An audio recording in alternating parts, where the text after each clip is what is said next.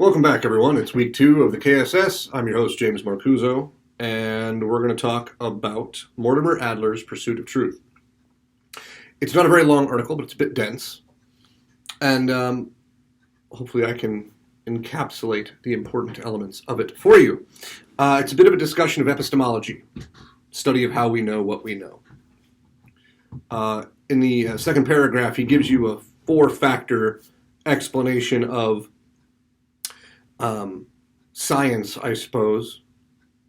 The idea of an open system that allows new information to come in, old information to be removed, bad ideas to be rectified or altered, and ultimately, when things are disproven, they are discarded. It's very much the scientific method in that sense. And given that, we have 2 concepts, the sphere of taste and the sphere of truth. And he offers us examples of the poles. In the sphere of taste, we have things like food, art, music, in general. And then he says style of dress as well, but I might come back to that one. Things that are subjective. Some people like it, some people don't. There's no way to say that it's objectively right or wrong. From the other side of that, we have the sphere of truth. And on the far end of the sphere of truth, we have math, science, objective fact, provable reality through either scientific research or testing ideas like 2 plus 2 equals 4, right? 2 plus 2 equals 4 all the time, in all places, for everyone. If there are no humans, if the planet doesn't exist, the concept of 2 and 2 equaling 4 stands. It doesn't even require us to exist for it to be true. Well, then there's the middle ground, that's where we exist. With the middle ground, we have things like philosophy and religion. And the frustrating thing is that we don't always know exactly what things are claims of taste and what things are claims of truth.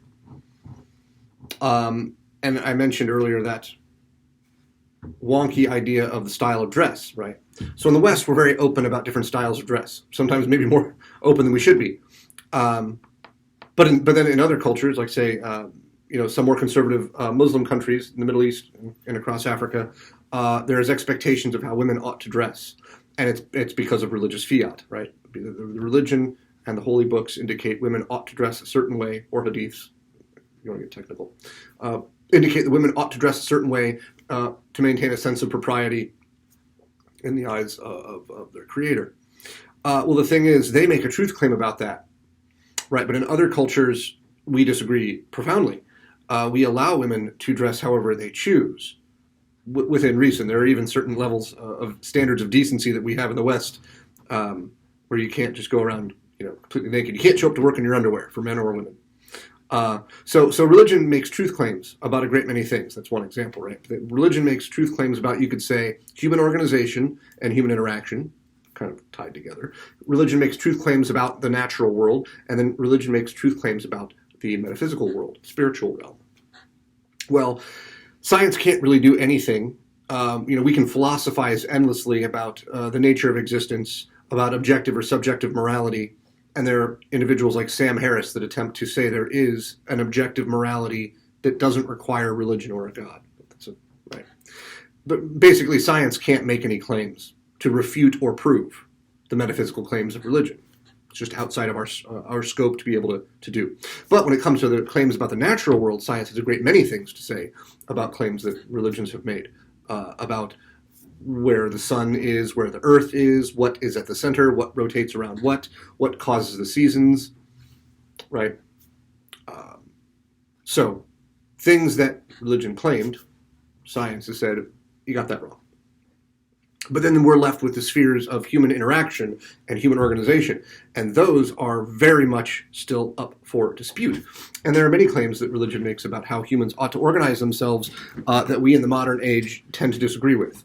Many religions have support for discrimination based on gender, based on ethnicity, or not being a member of a particular religion, defense of slavery, and by and large, we deny those claims. But then there are other claims. It gets more complicated because, for example, at least some of the Abrahamic religions have strong claims about how one ought to be romantic and how they ought to operate in their lives romantically and intimately, and that is within the confines of a marriage. And so we say, well, based on what would you possibly say that? Because, if somebody says, I'm not religious, so your book is not sufficient to make the claim.